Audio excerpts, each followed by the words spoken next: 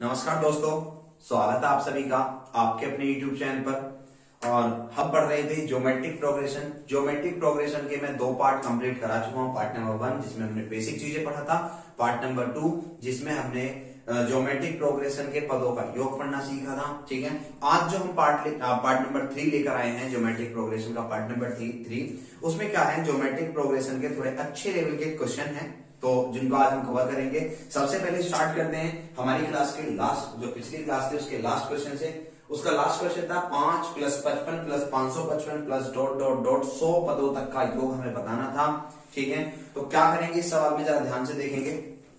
इस सवाल में क्या करेंगे हम, सबसे पहले हमें क्या करना है, देखो मैंने पीछे एक सवाल कराया था जिसमें हमने लिखा था 9 + 99 + 999 ...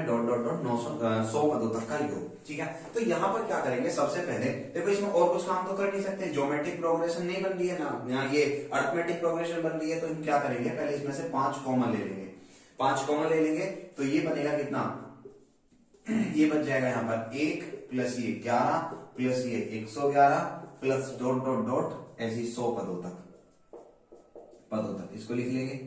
ठीक है, उसके बाद हम क्या करते हैं, अब यहाँ पर पहले पिछले वाले सवाल में हमने क्या लिया था, 9 9 9 था है ना, तो क्या करते हैं 9 से सब में गुणा कर लेते हैं। अब जब 9 से सब में गुणा करेंगे तो बाहर हमें 9 से भाग भी करना पड़ेगा।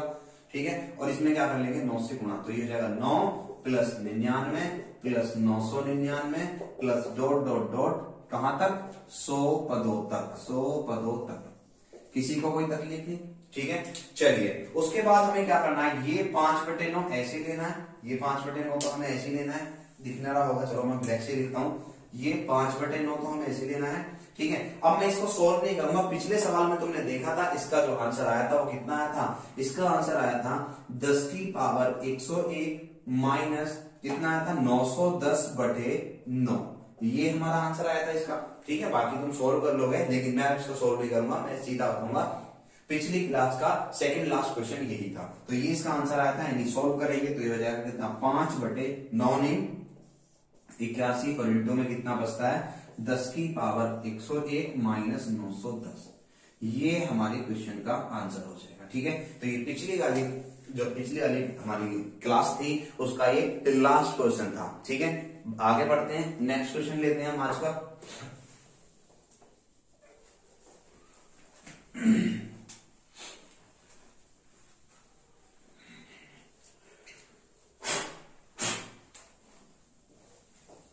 चलिए क्वेश्चन नंबर 2 हम ले लेते हैं। क्वेश्चन नंबर 2 हमारा है 11 + 103 + 1005 + ... 50 पदों तक ये हमें योग बताना है। ये 50 पदों तक का योग है, ये हमें बताना है। तो इस सवाल को कैसे करेंगे, ज्योमेट्रिक प्रोग्रेशन का ही हमारा सवाल है, करना कैसे ये देखेंगे हम। देखो सबसे पहले हम क्या करते हैं, यहाँ पर 11 है, यहाँ पर 103 है, यहाँ पर 1005 है, यानी यहाँ पर जो है अगर मैं इसको 10 + 1 लिख दूं, इसको लिख दूंगा कितना, 10 + 1 कोई दिक्कत नहीं है ना। इसको कितना लिख दूं, 100 + 3 कोई दिक्कत नहीं। इसको मैं क्या लिख दूं, 1000 + 5 कोई दिक्कत नहीं है ना, और +... कहां तक, 50 पदों तक। इसको हमने लिख दिया कहां तक, 50 पदों तक, इस तरीके से। ठीक है, यहां तक कोई समस्या नहीं किसी को। अब यहां पर देखो भाई, ये है 10 की पावर 1, दो यहां पर 2 श्रेणी बन जाएंगी। यहां पर देखो ये वाली श्रेणी, ये 10 100 1000, ये वाली एक श्रेणी बनेगी, और ये 1 3 5 एक श्रेणी बनेगी। तो 10 मतलब 10 की पावर 1 प्लस 100 को क्या लिखते हैं, 10 की पावर 2 प्लस इसको कितना लिखते हैं, 1000 को 10 की पावर 3 प्लस कहां तक, 50 पदों तक। ये एक श्रेणी बनी है ना, और दूसरी वाली श्रेणी कौन सी बनेगी, दूसरी वाली जो हमारी श्रेणी बनेगी वो 1 3 5 वाली, यानी ये 1 + 3 + 5, ये भी कहां तक, 50 पदों तक। ये भी कहां तक हो जाएगी, 50 पदों तक। ठीक है, अब जरा ध्यान से देखो, अगर इस वाली सीरीज को हम देखते हैं तो देखो 10 100 1000, तो ये कौन सी श्रेणी है, जीपी है ना। ये कौन सी है, जीपी मतलब गुणोत्तर श्रेणी, ज्योमेट्रिक प्रोग्रेशन। अगर इसकी बात करते हैं तो ये कौन सी है, इनमें अंतर समान थे, तो वहां पर गुणा समान थी, 10 की गुणा हो रही है, गुणा समान थी, तो गुणोत्तर श्रेणी। यहाँ पर अंतर समान है, 2 का अंतर, तो ये कौन सी, समांतर श्रेणी मतलब एपी। तो दो श्रेणी बन गई। अब दोनों श्रेणी को मिक्स करके हमें सवाल दे दिया है, तो हम कैसे योग निकालेंगे? इसके 50 पदों का योग क्या होगा, एक बार याद दिला देता हूं फिर से मैं तुम्हें कि सामंत गुणोत्तर श्रेणी में n पदों का योग कितना होता था, a इंटू आर की पावर n माइनस 1 अपॉन में r माइनस 1, जब r 1 से बड़ा होता है। ये था। एपी का भी याद दिला देता हूं। एपी का पदों का योग क्या था? एपी के पदों का योग था हमारा Sn बराबर n by 2 into 2a plus n minus 1 into D. यही था, याद है तुमको सभी को? ठीक है, चलो बहुत बढ़िया।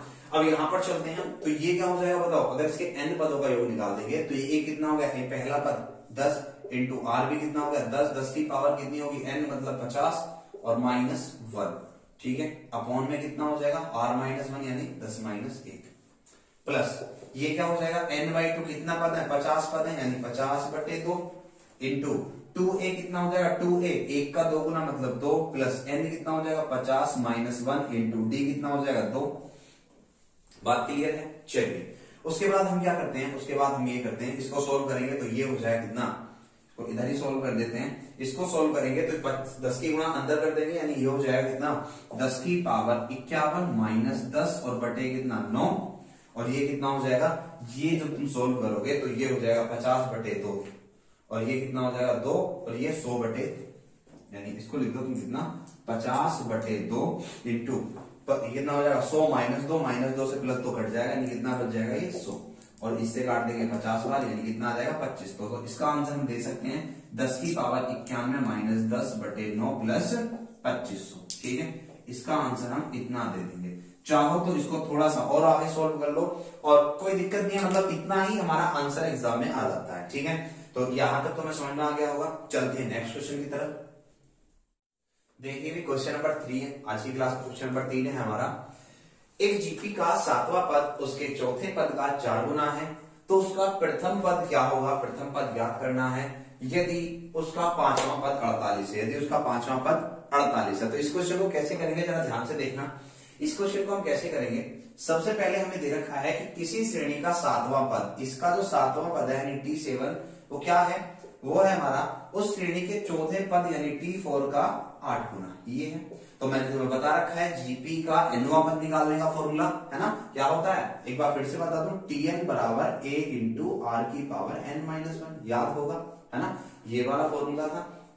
तो 7वां पद कैसे निकालेंगे? a इंटू आर की पावर 7 माइनस 1 मतलब 6 हो जाएगा, ठीक है। और ये कितना हो जाएगा? 8 इंटू a इंटू आर की पावर कितनी? 4 माइनस 1 मतलब 3 हो जाएगा, ठीक है। अब यहाँ पे कैंसिल करेंगे तो a से a कैंसिल हो जाएगा और ये आ जाएगा इधर आके, मतलब r की पावर 6 माइनस 3 हो जाएगी। मतलब इधर आके भाग करेंगे और भाग में क्या होता है? घातें घट जाती हैं, तो 6 माइनस 3 और इधर कितना हो जाएगा? 8, यानी ये हो जाएगा कितना? r की पावर 3 बराबर 8, यानी r बराबर 2। तो ये आया है r, यानी कॉमन रेशियो। अगर कॉमन रेशियो पूछता तो सवाल का यहीं पर एंड हो गया था, कितना? 2 आंसर होता है। लेकिन हमसे पूछा है पहला पद, तो पहला पद निकालने के लिए क्या करेंगे? अब एक लाइन और दे रखी है इसमें कि उसका जो 5वां पद है वो 48 है, यानी T5 कितना दे रखा है? T5 दे रखा है 48। तो T5 कैसे निकालेंगे? a इंटू आर की पावर 5 माइनस 1 यानी 4 बराबर 48। तो a इंटू आर कितना आ गया? 2 की पावर 4 बराबर 48। ये हो जाएगा a गुणा 2 की पावर 4 16, और यहाँ 16 से 48 को काटेंगे 3 बार, यानी a बराबर कितना आ गया? 3। तो इस सवाल का आंसर हमारा कितना हो जाएगा? 3। यानी इस श्रेणी का जो इस श्रेणी का जो प्रथम पद है वो कितना हो जाएगा? 3 हो जाएगा। चलते हैं अगले क्वेश्चन की तरफ। चलिए क्वेश्चन नंबर 4 हम लेते हैं। क्वेश्चन नंबर 4 बिल्कुल क्वेश्चन नंबर 3 के जैसा है। सवाल है कि एक जीपी का 10वां पद उसके छठे पद का 81 गुना है। यदि उसका 5वां पद 405 है तो पहला पद ज्ञात कीजिए। क्या बताना है? पहला पद ज्ञात करना है। तो ये क्वेश्चन मैं तुम्हारे लिए छोड़ता हूं, इसका आंसर मुझे कमेंट में चाहिए आप लोगों से। तो इसका आंसर हमें कमेंट में चाहिए। जिसका भी आंसर सही होगा मैं उसका अगली वीडियो में उसका नाम अनाउंस करूंगा, ठीक है। तो इस वाले क्वेश्चन को हम तुम्हारे लिए छोड़ते हैं, इस वाले का आंसर हमें कमेंट में चाहिए। मैं अगला क्वेश्चन लेता हूँ, क्वेश्चन नंबर 5 आ चुका। क्वेश्चन नंबर 5 हम लेते हैं। क्वेश्चन नंबर 5 है हमारा। क्वेश्चन नंबर 5 है कि एक गेंद को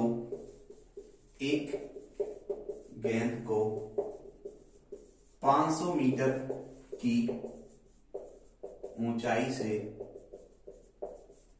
नीचे फेंका जाता है, नीचे फेंका जाता है। गेंद जमीन से टकराकर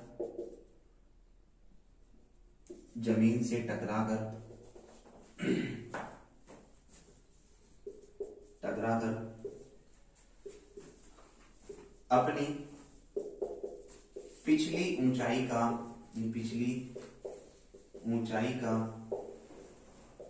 4/5 उछलती है। अपनी पिछली ऊंचाई का 4/5 उछलती है तो वह गेंद रुकने तक कुल कितनी दूरी तय कर चुकी होगी। सवाल ये है, सवाल को एक बार फिर से समझ लो। सवाल है कि एक गेंद हमने 500 मीटर की ऊंचाई से ऐसे गिरी है नीचे, तो नीचे जमीन से जब टकराती है, जमीन से टकराने के बाद पिछली वाली जो ऊंचाई थी उसका 4/5 उछलती है, फिर वहां से नीचे गिरेगी, उसका भी फिर 4/5 उछलेगी, फिर वहां से गिरेगी, 4/5 उछलेगी। तो एक टाइम ऐसा आएगा वो उछलते के बाद रुक जाएगी बिल्कुल। तो यही पूछा है कि उसका रुकने तक उसने कितनी दूरी तय करी है, ये हमें बताना है। तो चेक देखेंगे। देखो मैं ये बताता हूं कि यहां से हम गेंद गिराते हैं, 500 मीटर की ऊंचाई है, यहां से हम गेंद गिराते हैं 500 मीटर की ऊंचाई से। तो 500 मीटर से गिरती है, ठीक है। गिरने के बाद फिर उछलेगी वहीं पे, लेकिन मैं साइड को दिखाता हूं, ठीक है। ये उछलेगी कितना, इसका कितना 500 का 4/5 कितना हो जाएगा भाई, 500 से 100 बार कट जाएगा 400, तो फिर कितना उछलेगी ये 400 उछलेगी। और फिर यहां से 400 से ही नीचे आके गिरेगी, फिर 400 से ही नीचे आके गिरेगी, फिर उछलेगी कितना, इस 400 का कितना, 400 का भी 4/5 यानी कितना हो जाएगा 80, 80 चौका 320, कितना हो जाएगा ये 320 मीटर उछलेगी। फिर 320 से नीचे गिरेगी, फिर यहां से उछलेगी 320 का भी कितना, 320 का भी 4/5, इस तरीके से उछलेगी। तो कितना हो जाएगा, ये हो जाएगा 64 चौका 216, 64 चौका कितने हो जाएंगे, 64 चौका 256, कितना हो जाएगा 256। तो फिर 256 उछलेगी और फिर 256 से ही नीचे गिरेगी, मतलब इसी तरीके से उछलती रहेगी और एक बार यहाँ आके गिर जाएगी बिल्कुल। तो एक टाइम क्या आएगा, एक टाइम यहाँ आके गिर जाएगी। तो हमें ये पता नहीं है कितनी बार उछलेगी, तो हम मान लेते हैं कि अनंत बार उछली होगी। कितनी बार, अनंत बार उछली होगी। हम क्या मान लेते हैं कि ये अनंत बार उछली होगी। तो हम क्या देखते हैं, देखो जरा इसकी अगर टोटल दूरी को तय करें, टोटल दूरी कितनी हो जाएगी, पहले 500, ठीक है, फिर कितनी उछली 400, फिर 400 से नीचे गई मतलब प्लस फिर 400 आएगा, फिर कितना, फिर 300, 320, फिर 320 से उछली कैसे प्लस फिर कितना 256, फिर 256 यानी ऐसा कितनी बार, अनंत बार, ठीक है। ऐसा हम अनंत बार लिख देते हैं। तो अब यहां पर क्या होगा, ध्यान से देखना भाई, यहां पर क्या होने वाला है। अब हम क्या देखेंगे, पहले देखो कितना 100 घट रहा है ना, फिर सेम रह रहा है, फिर 80 घट रहा है, फिर सेम रह रहा है, फिर कितना घट रहा है पता नहीं कितना घट रहा है, जितना भी घट रहा है। लेकिन यहाँ पे जो है, यहाँ पर ना तो एपी बन रही ना जीपी बन रही, लेकिन एपी या जीपी क्या बनेगी, कब बनेगी, हम ऐसा करते हैं कि इन ये जो 2 डिजिट है मेरे, 2 जो नंबर आए हैं इनको ऐड कर लेता हूं, फिर इन 2 को ऐड कर लेता हूं, फिर इन 2 को ऐड कर लेता हूं। तो कितना हो जाएगा, ये हो जाएगा 900 प्लस ये कितना हो जाएगा 720 और प्लस ये कितना हो जाएगा, ये हो जाएगा 6 7 576, कितना 576 प्लस कहां तक रहेगा, इन्फिनिटी तक, ठीक है। अनंत बार उछली होगी, हम कितनी नहीं कर सकते, कितनी बार हो गया उछली होगी। तो अब जरा ध्यान से देखो, इसका देखो 4/5 हो रहा है ना, इसका कितना 4/5, इसका भी ये कितना है 4/5, यानी अब क्या है, हर बार 4/5 हो रहा है। इसका मतलब क्या है, अब ये जीपी है, तो इसका पहला पद कितना हो गया, इसका पहला पद हमारा हो जाएगा 900, ठीक है। अगर बात करें इसके आर की, तो आर कितना हो जाएगा, दूसरा पद बटे पहला पद, यानी कितना हो जाएगा 18 चौक 72, 18 पंजे 90, यानी 4/5 और इतना हो जाएगा। हमें क्या निकालना है, हमें निकालना है एस इन्फिनिटी यानी अनंत पदों का योग। तो फॉर्मूला क्या होता है, फॉर्मूला होता है a/1 माइनस आर, यही होता है। तो a कितना हो गया हमारा 900, a कितना हो गया भैया 900 और a -1 माइनस आर क्या हो जाएगा 1 माइनस 4/5 सोल्व करेंगे तो ये हो जाएगा कितना 900/1/5 बचेगा, 5 की गुणा ऊपर हो जाएगी यानी कितना 4500 मीटर। कितना हो जाएगा भैया 4500 मीटर हमारे इस क्वेश्चन का आंसर हो जाएगा। तो एक बार फिर से मैं तुम्हें समझाता हूँ इस क्वेश्चन को कैसे किया हमने। ठीक है, ये समझो पहले 500 मीटर की ऊंचाई से गिराया, 400 मीटर तक ऐसे चढ़ी, फिर 400 मीटर से नीचे आएगी, फिर 320 गई, फिर 320 से ऐसे नीचे आएगी, फिर 256 गई, फिर 256 से ऐसे नीचे आएगी, ऐसे मतलब कूदती रहेगी और एक टाइम ऐसा आएगा, ठीक है, अनंतवा टाइम वो होगा कि जब वो रुक जाएगी बिल्कुल। तो इसमें कुल मिला के हमें अनंत पदों का योग निकालना है, लेकिन सीरीज कैसे बनानी है, सीरीज हमें दो संख्याओं को मिलाकर बनानी है, ये दो संख्या, ये दो संख्या, दो संख्या, 900 हो जाएगा, 720 हो जाएगा, फिर 576 हो जाएगा। तो ये जो है अब जीपी बन रही है। ठीक है, यहाँ पर ना तो एपी बन रही थी ना जीपी बन रही थी, जो दो पदों को हम जोड़ लेते हैं तो ये जीपी बन जाती है, यानी गुणोत्तर श्रेणी। इसमें ए क्या होगा 900, आर क्या हो जाएगा 720/900, मतलब 8 कितना 18 से काटेंगे, 18 चौक 72, 18 पंजे 90, यानी 4/5 आर हो गया है।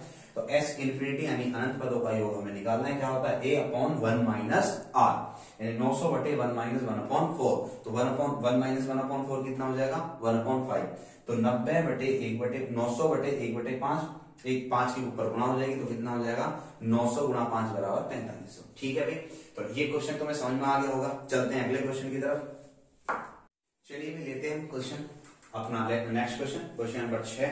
सवाल है कि एक वर्ग की भुजा 16 सेंटीमीटर है तथा वर्ग की भुजाओं के मध्य बिंदुओं को मिलाकर अनंत वर्ग बनाए जाते हैं, तो इस प्रकार बने प्रत्येक वर्ग का कुल क्षेत्रफल का योग ज्ञात करना है। प्रत्येक वर्ग जितने भी हमारे वर्ग बने होंगे उन सबका क्या ज्ञात करना है, क्षेत्रफल का योग ज्ञात करना है। तो जरा बात को समझेंगे। वर्ग हमने देखा होगा, वर्ग कैसा होता है जिसकी चारों भुजाएं बराबर होती है, जिसकी चारों भुजाएं बराबर होती है। ठीक है, वर्ग है, इसकी एक भुजा कितनी दे दी 16 हमें दे दी। ठीक है, ध्यान से सुनना जरा। अब इनके मध्य बिंदु होंगे इस तरीके से, मध्य बिंदु मध्य बिंदु मध्य बिंदु, तो ये क्या रहा होगा इस तरीके से एक और वर्ग बनेगा। जब हम इसके मध्य बिंदु को मिलाएंगे तो एक और वर्ग बनेगा। ठीक है, तो जरा ध्यान से देखना, ये बड़ा वाला जो क्षेत्रफल, ये बड़ा वाला जो वर्ग है इसका क्षेत्रफल क्या होता है। क्षेत्रफल क्या होता है, क्षेत्रफल होता है वर्ग का क्षेत्रफल भुजा की घात 2, भुजा का स्क्वायर, ये होता है हमारा वर्ग का क्षेत्रफल। तो बड़े वाले वर्ग का जो क्षेत्रफल होगा वो क्या होगा 16 का स्क्वायर, 16 का स्क्वायर मतलब 256 रहा होगा, प्लस अगर अंदर वाले की बात करें तो अंदर वाला कितना हो जाएगा भाई, अंदर वाले की अगर हम बात करें तो अंदर वाला जो हो जाएगा, देखो जरा ध्यान से, ये हो जाएगा कितना पूरी 16 है, मध्य बिंदु का तो ये 8, ये 8, ये 8, ये 8, तो ये 90 डिग्री है, और ये कर्ण कितना हो जाएगा 8√2, कितना हो जाएगा ये 8√2। ठीक है, कर्ण हमने पढ़ाई है लंब का स्क्वायर प्लस आधार का स्क्वायर बराबर कर्ण का स्क्वायर। तो जब हम कर्ण निकालेंगे, ये कर्ण बन गया ना इसके लिए, तो जब यहाँ कर्ण निकालेंगे तो कितना हो जाएगा 8√2, इसको हम देख लेंगे निकालकर। तो इसकी एक भुजा कितनी है 8√2, ये भी 8√2, ये भी 8√2, ये भी 8√2। ठीक है, तो भुजा का स्क्वायर हो जाएगा कितना, मतलब 8 का स्क्वायर 64, और 64√2 का स्क्वायर 2, तो 64 दूनी 128, ये बन जाएगा 128। ठीक है, अगर अंदर वाले में बात करें फिर यहाँ पर ये ठीक है, ये मिलाएंगे तो फिर से क्या बनेगा, फिर से हमारा एक और वर्ग बनेगा। ठीक है, फिर से हमारा एक और वर्ग बनेगा, और इसमें क्या हो जाएगा, इसमें अगर ध्यान से देखें तो ये 8√2 था, ये कितना हो जाएगा, ये हो जाएगा 4√2। ठीक है, तो ये भी कितना 4√2, और जब इसे निकालेंगे तो कितना हो जाएगा भाई, ये हो जाएगा 4√2 मतलब कितना हो जाएगा 16 दूनी 32, 16 दूनी 32, 32 32 64। ठीक है, और 64 अगर ये हो गया तो ये कितना हो जाएगा 8, कितना हो जाएगा भैया ये वाला आ जाएगा 8। मतलब हम क्या लगाएंगे, लंब का स्क्वायर प्लस आधार का स्क्वायर बराबर कर्ण का स्क्वायर, क्योंकि यहाँ जो ये वाला जो वर्ग था इसका कोण कितना होगा 90 डिग्री, और 90 डिग्री के सामने वाली भुजा क्या होती है कर्ण, तो ये 8 हो जाएगा, मतलब ये कितना बन जाएगा 64।